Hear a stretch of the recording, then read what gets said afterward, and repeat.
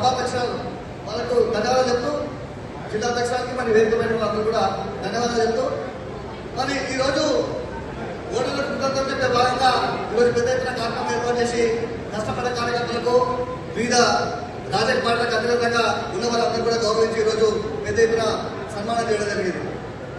మరి ఈరోజు మెదక్ కంచుకోవడం గతంలో కాంగ్రెస్ కంచుకోవడం ఉండే, తర్వాత టీఆర్ఎస్ కంచుకోవడం ఉండే, అలాంటి కంచుకోవడాన్ని బద్దగొట్టి ఈరోజు మరి బీజేపీ ఎంపిక 2 స్థానాల గెలుపులో కృషి చేసిన ప్రతి కార్యకర్త కన్నా కూడా పాదాభివందనాలు ఈ సందర్భంగా తెలియజేస్తున్నాను. ప్రతి కార్యకర్త కూడా పాదాభివందనాలు. అలా మన శక్తి గొప్పది, సమయం లేదు కాబట్టి ఒక నిమిషం కూర్చొని ప్రయత్నం చేస్తాను. మన శక్తి గొప్పది.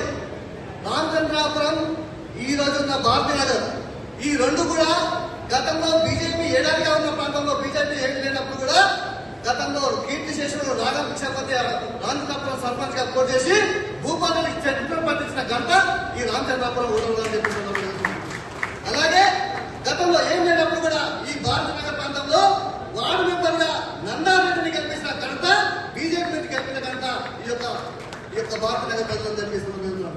కనుక మన శక్తి గొప్పది. మన మీద కారణాలైతే గతంలో ఏమైనా దూరంగా వచ్చి పార్టీకి ఓటు వేయకపోవచ్చు, కానీ ఈ రోజు మనం మంచి రోజులు వస్తున్నాయి. ఖచ్చితంగా దేశంలో ఎందుకంటే 3వ ప్రధానమంత్రి నరేంద్ర మోడీ గారి పరిపాలన సాగిస్తుందో ఈ రాష్ట్రంలో కూడా తెలంగాణలో కూడా బీజేపీ ప్రభుత్వానికి అడుగులు పడబోతున్నాయి. కాబట్టి ప్రతి కార్యకర్త కూడా ఈ దశకు నేను చెప్తున్నా, ఇదే స్ఫూర్తిని రేపు జరగబోయే జిహెచ్ఎంసీ ఎన్నికల్లో, గ్రామ పంచాయతీ ఎన్నికల్లో ఖచ్చితంగా మనం గెలుపు బీజేపీ గెలుపు కృషి చేస్తే ఎక్కడైతే కింద పునాది గట్టిగా ఉంటుందో ఆ రోజే భాజపా పెరుగుతుందని చెప్తూ ఒక సూచన చేస్తున్నా. మీకు అందరూ తెలుసు, ఈ యొక్క అయానాలు గ్రామంలో దయచేసి పార్టీ కూడా మనం ప్రశ్నించవలసిందిగా ఒక్కసారి వేదికను చేస్తున్నా.